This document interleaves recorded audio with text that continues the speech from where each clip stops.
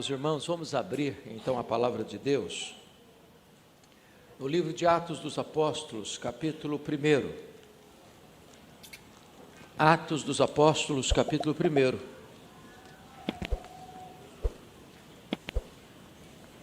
Começando com o verso 4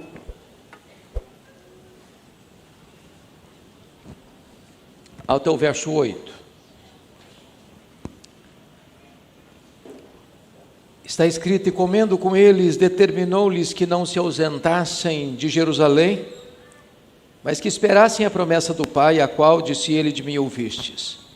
Porque João, na verdade, batizou com água, mas vós sereis batizados com o Espírito Santo, não muito depois destes dias.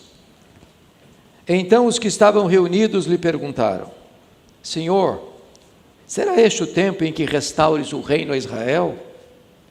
Respondeu-lhes: não vos compete conhecer tempos ou épocas que o Pai reservou pela sua exclusiva autoridade, mas recebereis palavras. Foi Jesus elevado às alturas à vista deles, e uma nuvem o encobriu de seus olhos.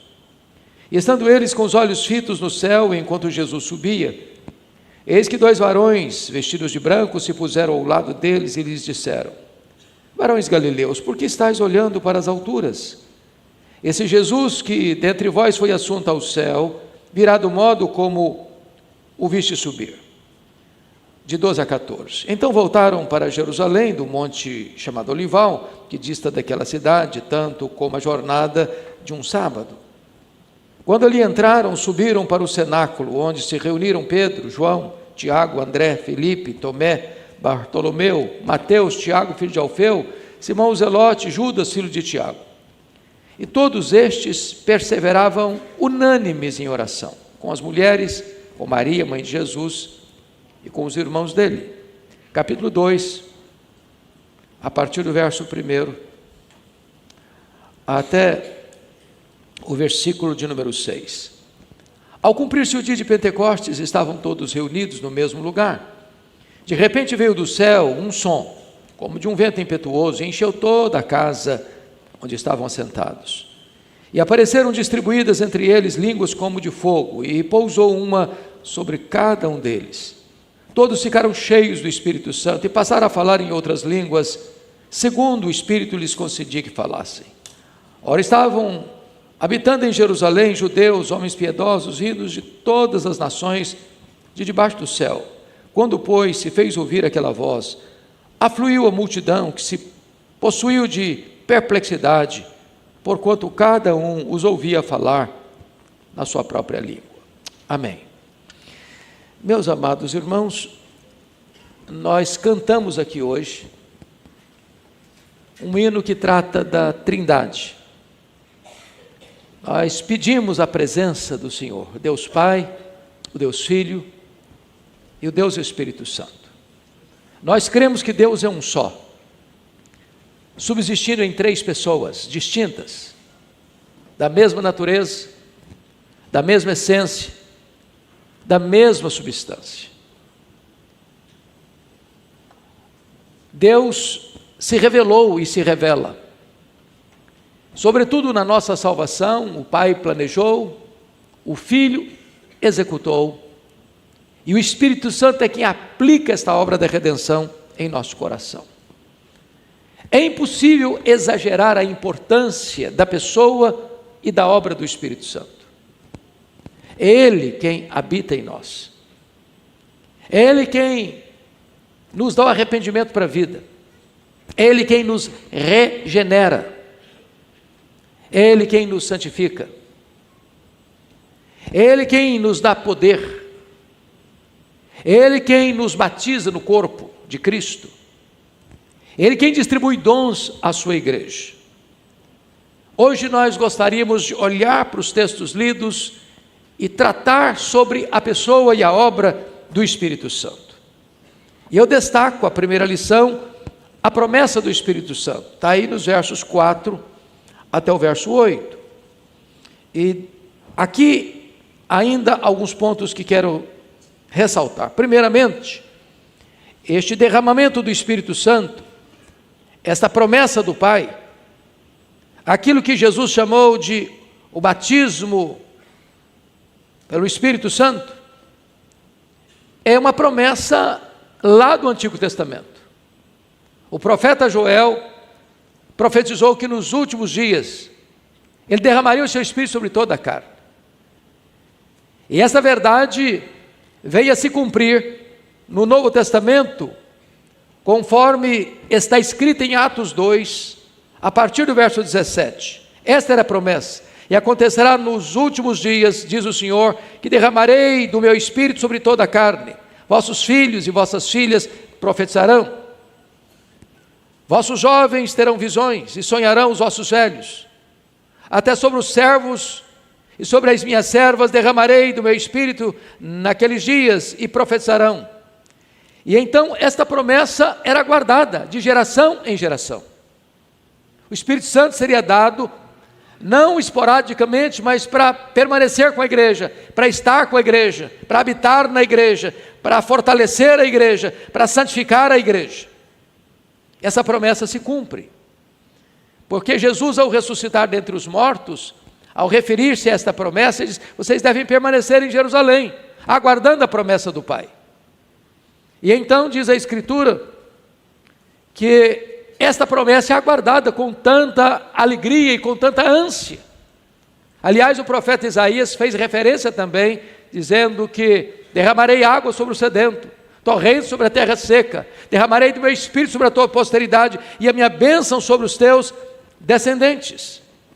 Mas como eles deveriam aguardar esta promessa? De que maneira a igreja deveria esperar este derramamento do Espírito Santo? E então no versículo 4, está isto claro. Notem comigo: e comendo com eles, determinou-lhes, não foi uma sugestão, não foi um pedido, foi uma ordem peremptória, determinou-lhes que não se ausentassem de Jerusalém, mas que esperassem a promessa do Pai, a qual disse ele: de mim ouvistes. Esta promessa está mais bem clara e bem posta, conforme você pode ler em Atos dos Apóstolos 24, 49.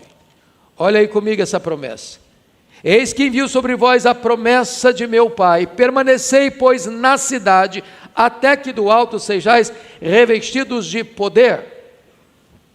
Agora a pergunta é: por que Jesus determina a estas pessoas que são da Galileia, são do norte de Israel, não habitam em Jerusalém, não estão residindo em Jerusalém, são de certa forma rejeitados em Jerusalém, são vistos em Jerusalém como alguém que não é tão bem-vindo nessa cidade ou nessa região, que eles deveriam permanecer ali? Por que permanecer em Jerusalém?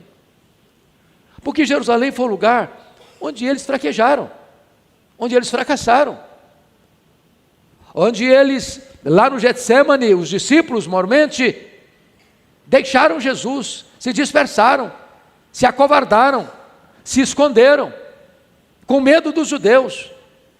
E Jesus está dizendo para eles: vocês vão permanecer aqui, onde vocês fracassaram, onde vocês se acovardaram, onde vocês se intimidaram, onde vocês se trancaram de medo, exatamente aqui, nessa geografia, é nessa região que eu vou revestir vocês de poder, que eu vou capacitar vocês, que eu vou derramar o Espírito Santo sobre vocês. Mas agora, essa expectativa e essa espera obediente deveria vir acompanhada de uma expectativa de revestimento de poder, porque foi isso que Jesus prometeu. Quando eles perguntaram no verso 5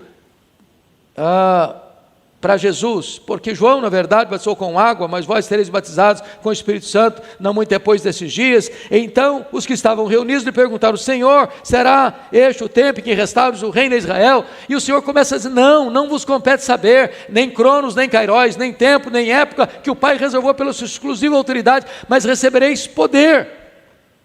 Recebereis poder. Então essa espera não era uma espera apenas contemplativa, era uma espera de aguardar este revestimento de poder. E a pergunta é: poder para quê? E a resposta é: poder para sacudir o jugo do medo. Medo da perseguição, medo da prisão, medo da morte. Irmãos, a igreja é uma comunidade que não deva ser tomada pelo medo. A igreja precisa vencer quaisquer tipos de medos que possa acossá-la, ameaçá-la ou intimidá-la. Segundo, poder para sair do campo da especulação escatológica para o campo da ação missionária, porque quando Jesus fala da promessa do Pai, do batismo com o Espírito Santo, do revestimento de poder, da capacitação do alto, eles deviam ficar ali. Eles então querem saber, vai ser nesse tempo que o Senhor vai restaurar o reino em Israel? E eles estão pensando num reino político, num reino onde Jesus vai sentar numa cadeira e vai governar, vai desbancar o Império Romano. E Jesus tira a atenção deles dessa agenda da especulação escatológica para um campo da ação missionária. Diz, não, recebereis poder ao descer sobre vós o Espírito Santo. Então, é necessário, irmãos, que a igreja receba poder, mas não para discutir ideias, mas poder para avançar, poder para pregar, poder para alargar as fronteiras do reino, poder para fazer a obra, poder para levar essa mensagem até os confins da terra. Poder para quê? Terceiro lugar, poder para morrer. Sereis minhas testemunhas. E essa palavra testemunha da língua grega é martiria, de onde procede a palavra mártir. Amados irmãos, a igreja de Cristo sempre foi uma igreja martírica. Sempre foi. O mundo sempre odiou a igreja. Agora, enquanto estamos reunidos e tão bem confortados e instalados neste santuário, tem irmãos nossos morrendo pela sua fé. Agora, aqui na Nigéria, na África, enquanto estamos aqui, tem irmãos nossos morrendo, sendo assassinados, sendo perseguidos, sendo torturados, enfrentando martírio.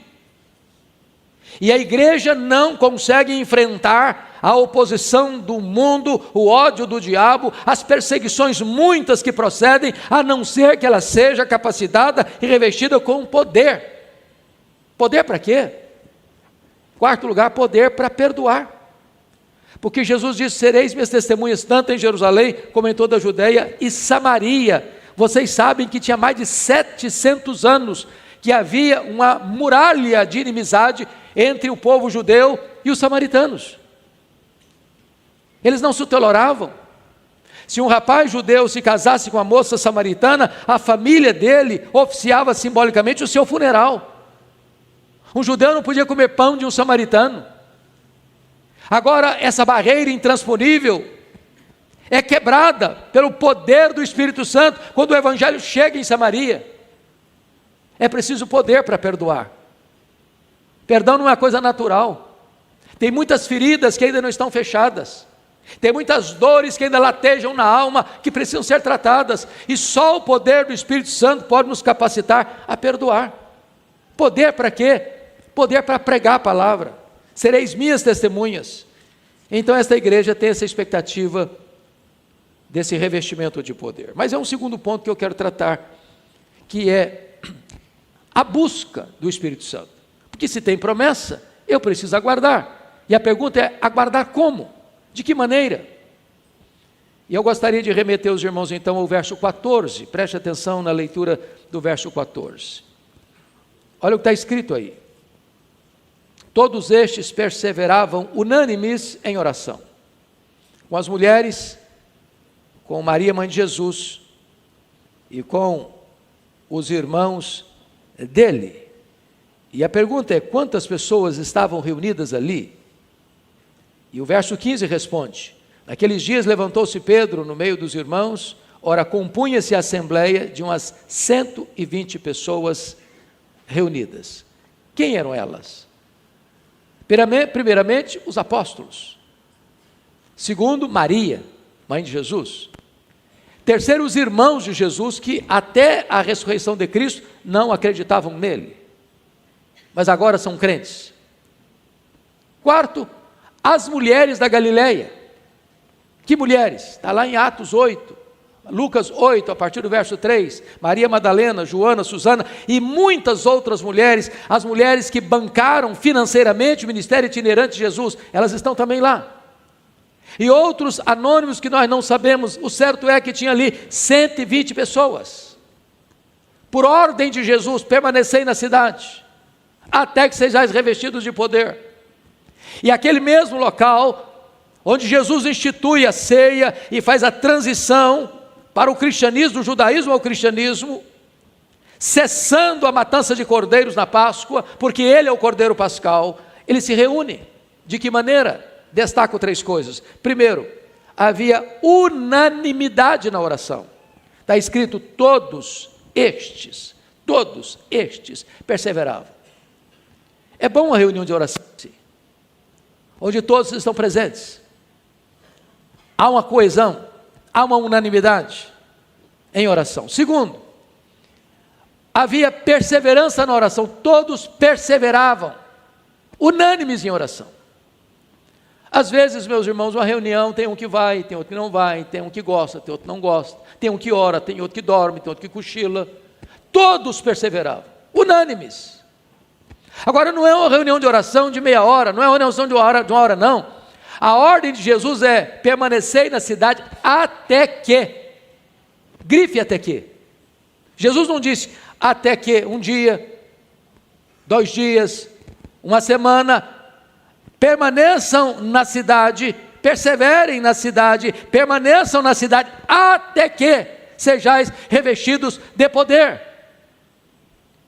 E diz a Bíblia que eles oram então 10 dias, porque Pentecostes traz a ideia de 50, e diz a Bíblia que Jesus ressuscitou e ficou com os discípulos, dando provas irrefutáveis da sua ressurreição, 40 dias. Quando é levada aos céus, e agora esta igreja permanece unânime, perseverando, todos em oração por 10 dias. Já participou de uma reunião de oração assim? 10 dias direto, sem pausa. Todos, ninguém cansou, ninguém reclamou, ninguém disse: não, eu não vou orar mais, na verdade essa promessa não vem, eu vou desistir. Todos. E houve concordância na oração, unânimes. Então esta igreja que tem a promessa do Pai, aguarda a promessa do Pai, e a promessa do Pai implica na recepção do Espírito Santo e num revestimento de poder para realizar a obra. Agora eles estão buscando em oração, unânimes, em perseverança, em concordância, o cumprimento da promessa. Então, vem o terceiro ponto, que é o derramamento do Espírito Santo. E eu queria levar vocês agora para o capítulo 2 e destacar algumas coisas. Primeiro, que o derramamento do Espírito Santo foi um fenômeno celestial. Se não, vejamos. Primeiro, houve um som audível. Ao cumprir-se o dia de Pentecostes, estavam todos reunidos no mesmo lugar. De repente, veio do céu um som, portanto, audível, verificável. Não foi uma experiência subjetiva. Não foi alguma coisa que alguém sentia, eu senti, eu não senti nada. Não, é um fato histórico verificável. Segundo, um vento, notem comigo, como de um vento impetuoso. O som que eles estão ouvindo é semelhante a um vento impetuoso. E vento é um símbolo do Espírito Santo, que retrata o quê? Primeiro, o Espírito Santo é livre, ele sopra onde quer. Segundo, o Espírito Santo o vento é soberano, você não determina onde ele vai soprar, ele sopra onde quer. Ninguém o manipula, ninguém o controla, ninguém o dirige. Não é o homem quem comanda, vem do céu o comando. E assim é o Espírito Santo, ele desceu como um vento impetuoso. Terceiro, línguas como de fogo. Veja você aí comigo, por gentileza, versículo 3. E apareceram distribuídas entre eles línguas como de fogo, e pousou uma sobre cada um deles. Aliás, essa é uma figura muito comum e recorrente no Antigo Testamento, como Deus se revela no fogo. Ele se revelou a Moisés no Sinai, uma sarça que ardia e não se consumia. Durante a noite, uma coluna de fogo os guiava. Quando o templo foi consagrado, Deus apareceu exatamente dessa forma. Quando Elias clama pela manifestação de Deus, ele clama por fogo.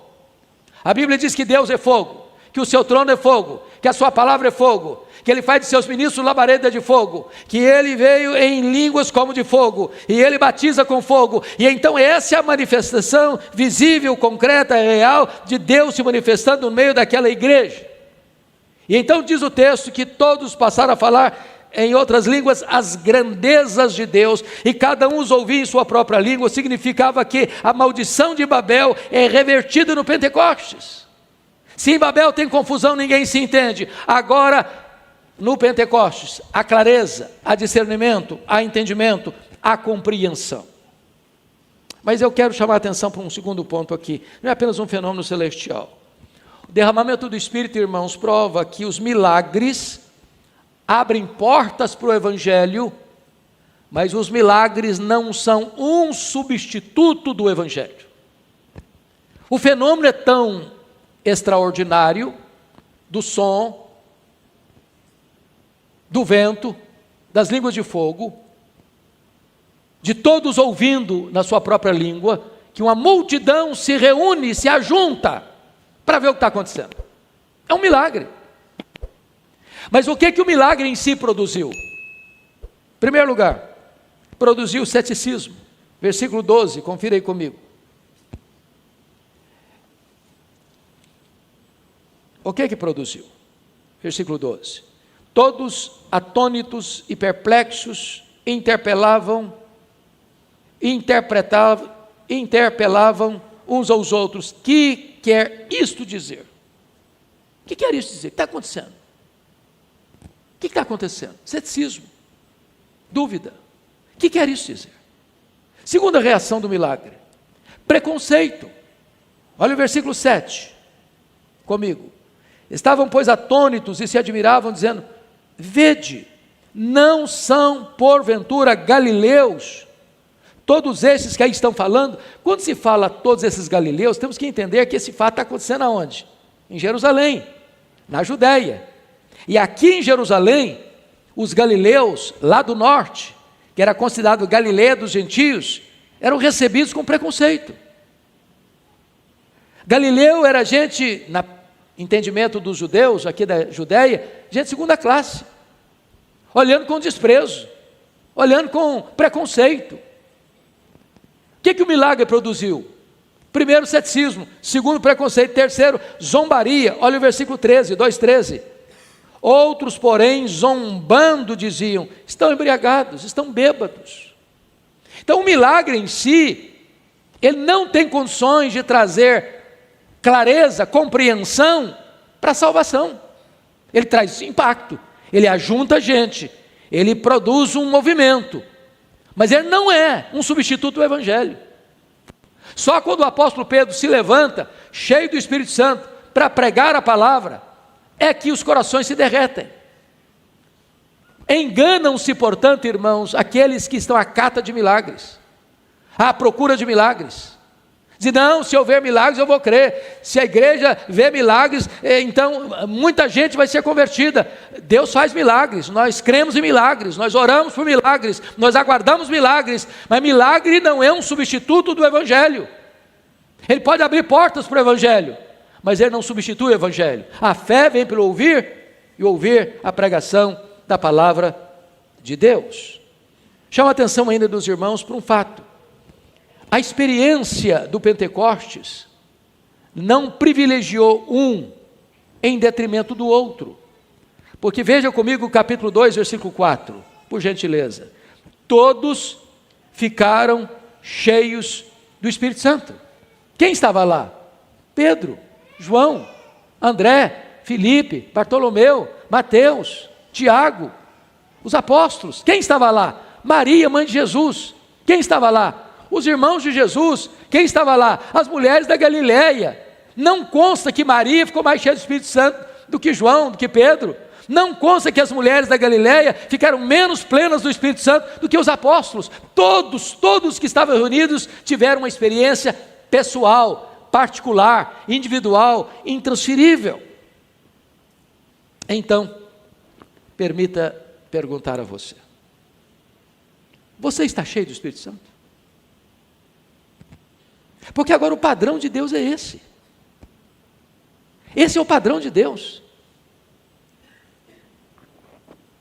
Aliás, o apóstolo Paulo, tratando desta matéria, disse assim: e não vos embriagueis com o vinho, no qual há dissolução, mas enchei-vos do Espírito.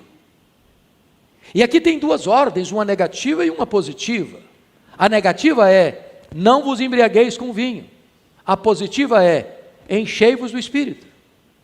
Li certa feita, pastor Jailton, que um diácono de uma igreja batista, porque o pastor Billy Graham era batista, estava pregando, e um diácono que o acompanhava partilhou com ele o drama que a igreja local que ele pertencia estava vivendo. Um diácono daquela igreja estava enfrentando um problema sério com o alcoolismo. E isso estava se tornando conhecido de toda a comunidade, e estava constrangendo a comunidade, estava trazendo um mau testemunho para a comunidade. E então aquele irmão compartilhava com Billy Graham esse drama, esse problema, essa dificuldade que estavam vivendo. E o Billy Graham então pergunta para aquele irmão: meu irmão, me permita uma pergunta. Os demais membros da igreja estão cheios do Espírito Santo? Porque às vezes nós pensamos que o problema é só uma pessoa que está bêbada, e é problema mesmo. Mas nós não nos incomodamos, nós não ficamos inquietos se as pessoas não estão cheias do Espírito Santo. E aqui, todos, ou seja, individualmente, todos ficaram cheios do Espírito Santo. E o projeto de Deus para mim e para você é que nós sejamos cheios do Espírito Santo. Agora deixa eu clarear um ponto. O fato de você ter um dia, seja no dia da sua conversão, ou a posteriori, ou por um tempo, ser cheio do Espírito Santo, não significa que você estará cheio do Espírito Santo permanentemente. Porque na língua original, traz a ideia aqui de um chamado presente contínuo. Ser cheio do Espírito Santo hoje, ser cheio do Espírito Santo amanhã, na próxima semana, no próximo mês. É diferente, por exemplo, quando João capítulo 2, naquela cerimônia do casamento, lá em Caná da Galileia, Jesus disse para os serventes assim: enchei d'água as talhas. É o verbo encher. Enchei-vos do Espírito Santo. Só que lá, enchei d'água as talhas, era encher uma única vez. Nunca mais precisava repetir aquela cena. Não era para repetir a cena, era só aquele momento. Aqui não. Aqui ser cheio é ser cheio hoje, amanhã, e depois, e depois, e depois, porque o projeto de Deus para você e para mim é que sejamos cheios do Espírito Santo permanentemente. Bom, então vamos ao quarto ponto da mensagem, que é a pregação do Evangelho no poder do Espírito Santo. Se o milagre abriu portas, mas o milagre não tem poder de transformar as pessoas, porque produziu ceticismo, preconceito e zombaria. Agora, Atos 2, a partir do verso 14, o apóstolo Pedro se levanta para pregar. E a grande pergunta é: que tipo de pregação ele fez em Jerusalém?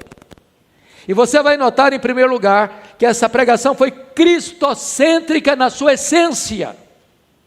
Por que ele pregou? Ele pregou a morte de Cristo, verso 23. Ele pregou a ressurreição de Cristo, verso 24. Ele pregou a exaltação de Cristo, verso 33. E ele pregou o senhorio de Cristo, verso 36. É um sermão cristocêntrico. Irmãos, esta é a mensagem da igreja, é Cristo. Esse é o conteúdo da mensagem, é Cristo.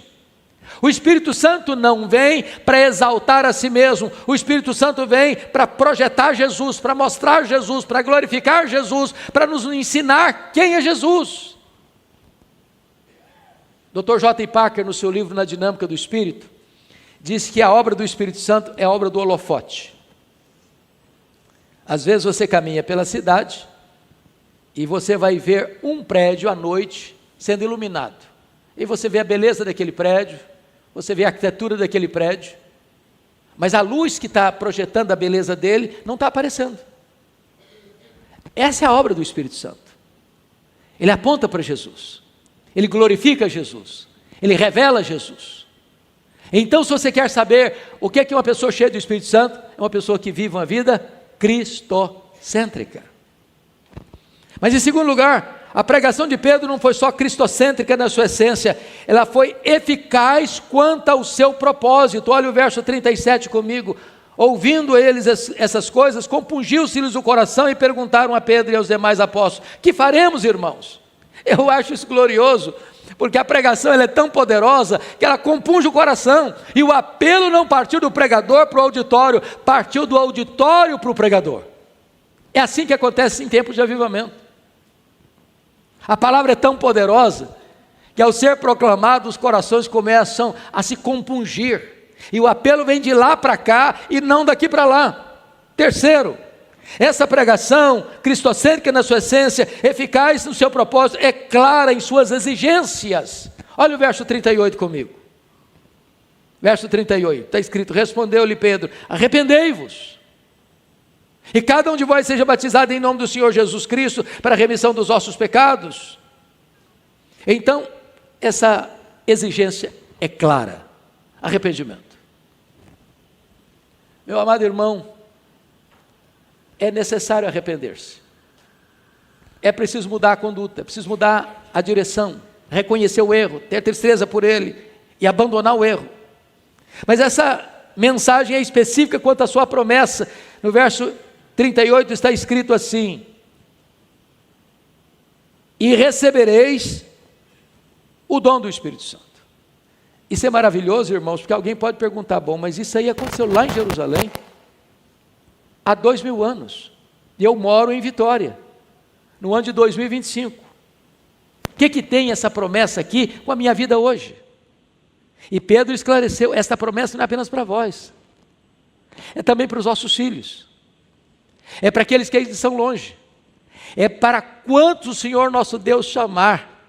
Então eu quero dizer para você que essa promessa é para a primeira igreja presbiteriana de Vitória. Essa promessa é para hoje, essa promessa é para agora, essa promessa é para nós.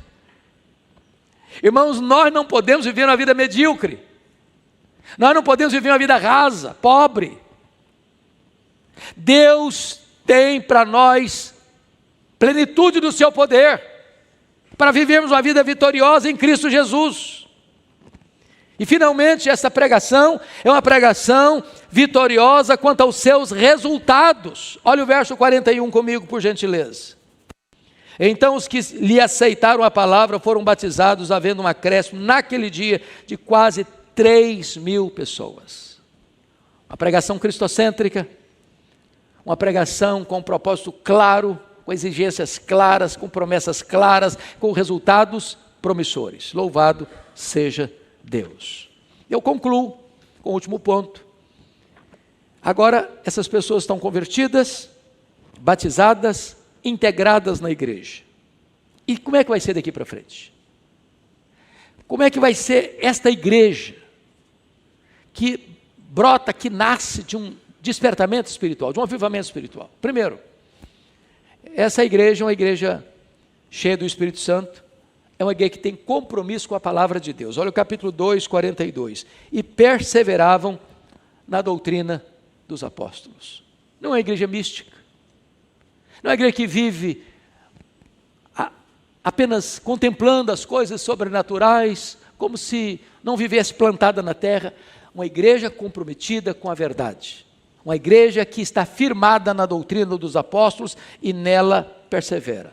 Segundo, como é que é uma igreja assim, cheia do Espírito Santo? É uma igreja que persevera na oração. Versículo 42. Não só perseveram na doutrina dos apóstolos, mas também nas orações. Amados irmãos, não há igreja forte sem vida de oração. Não apenas as orações da comunidade, mas lá no seu lar, lá no seu quarto, lá no seu carro, lá no seu escritório, lá na sua sala de comércio, lá na sua indústria, lá na sua universidade. A igreja precisa permanecer e perseverar na oração. A igreja precisa receber a convocação da liderança para orar e aparecer, e comparecer. Nós estamos às vezes ocupados demais para nos ocuparmos com Deus. E não dá, irmãos, para nós vivermos essa vida plena que Deus tem para nós, se nós não tivermos sede de Deus, anseio pela presença de Deus. Essa igreja perseverava nas orações. Terceiro, essa igreja tinha profunda comunhão. Conclamo vocês para ver isso no verso 42 ainda, que diz assim, olha comigo, perseverava na doutrina dos apóstolos e na comunhão, no partir do pão, versículo 44, todos os que creram estavam juntos, tinham tudo em comum. Versículo 45, vendiam suas propriedades e bens, distribuindo o produto entre todos, à medida que alguém tinha necessidade. Versículo 46, diariamente perseveravam unânimes no templo, partiam pão de casa em casa, tomavam as suas refeições com alegria e singeleza de coração, ou seja, era uma família, eram irmãos, eram unidos, eram coesos, participavam da vida um do outro, cuidavam do outro, choravam uns com os outros, se alegravam uns com os outros, partilhavam as necessidades uns dos outros, permaneciam juntos. Essa é a marca de uma igreja cheia do Espírito Santo. Mas ainda, uma igreja cheia do Espírito Santo, irmãos, versículo 47, adora a Deus com entusiasmo. Está escrito louvando a Deus. Louvando a Deus. Permita-me dizer isso. Nós, e agora ao nosso querido departamento de música, eu não sei se vocês percebem a bênção que é cantar louvores a Deus. Como foi abençoador para nós hoje louvar ao Senhor juntos. E quando a igreja está cheia do Espírito Santo, irmãos, é diferente. Você não canta apenas de lábios, você põe a sua alma, você põe seu coração, os céus descem à terra, você experimenta uma visitação do alto, que Deus habita no meio dos louvores. Não é apenas técnica, não é apenas a perícia dos instrumentistas, não é apenas o vocal que tem desenvoltura para cantar bem. Há uma manifestação da graça, há uma visitação do céu, há uma alegria indizível. A igreja adora a Deus, louva a Deus. E é muito importante isso, porque isso retrata o fervor, o entusiasmo, a alegria, a gratidão da igreja. Mas em quinto lugar, uma igreja cheia do Espírito Santo, ela teme a Deus e experimenta os seus milagres. Olha o verso 43 comigo, está escrito assim, em cada alma havia temor, e muitos prodígios e sinais eram feitos por intermédio dos apóstolos. Veja bem que não é uma igreja megalomaníaca, que bate no peito e diz, nós somos bons. Eu já fui em algumas comunidades que a pessoa começa a elogiar a si mesma. Essa igreja aqui é maravilhosa, é aqui que a coisa acontece, é aqui que os milagres acontecem, porque aqui sim, e só aqui sim. Não, nada disso. Isso é tolice, isso é vaidade, isso é soberba. Havia o quê em cada alma? Temor, reverência, quebrantamento, misericórdia, Senhor. Tem compaixão de nós, Senhor. Mas ali Deus fazia coisas grandes. E amados irmãos, Deus não se aposentou. Deus está numa cadeira de balanço. Deus é o mesmo ontem, hoje, para sempre será. Ele é o Deus que vê, Ele é o Deus que ouve, Ele é o Deus que age, Ele é o Deus que faz, Ele ainda está no trono e Ele permanecerá no trono eternamente e Ele faz maravilhas no meio do seu povo. Esta noite vimos maravilhas, pessoas convertidas, pessoas salvas, gente criada no Evangelho, os pais oraram, e a Bíblia diz que às vezes você ora, é muito tempo mesmo, mas vemos os resultados. Então esta é a igreja que tem experimentado as maravilhas divinas. Mas eu quero concluir com o último ponto.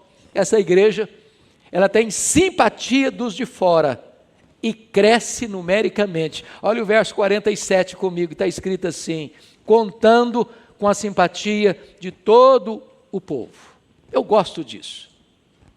Porque ser crente não é ser chato não, irmão. Tem gente que acha que ser crente é ser chato. Ser crente é brigar com todo mundo, é criar confusão, é ser soberbo, é apontar o dedo em riste. Para todo mundo, não. Essa igreja, cheia do Espírito Santo, contava com a simpatia do povo. Porque o povo olhava e disse, puxa vida, esse povo se ama.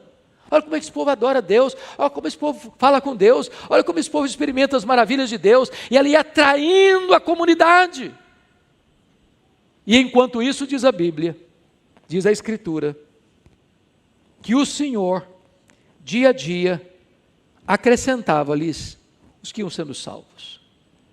Nós aguardamos isso, em medida muito maior. Todo dia chegando gente nova, todo dia vendo gente convertida, todo dia vendo famílias transformadas, todo dia a igreja avançando no poder do Espírito Santo. E eu tenho certeza, pastor, em breve, se Deus nos der essa graça, a igreja vai ter que multiplicar os seus cultos, porque o templo hoje já não comportou e não vai comportar mais. E Deus nos dará mais, e Deus nos dará mais. Ele tem muito povo nessa cidade, Ele tem muito povo nessa cidade. E aquilo que nós ouvimos lá no livro de Ruth, quando houve fome de pão na casa do pão, e a família de Elimeleque saiu de lá, mas a Bíblia diz que houve um dia em que Deus se lembrou de Belém, houve pão de volta em Belém, e aí se voltou para Belém. A Noemi voltou, e não voltou sozinha.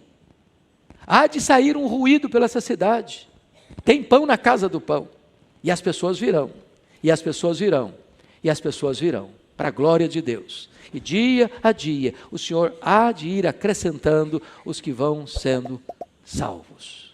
Que Deus nos abençoe. Que essas promessas sejam apropriadas por você, por mim, por todos nós, a partir desta noite. Amém.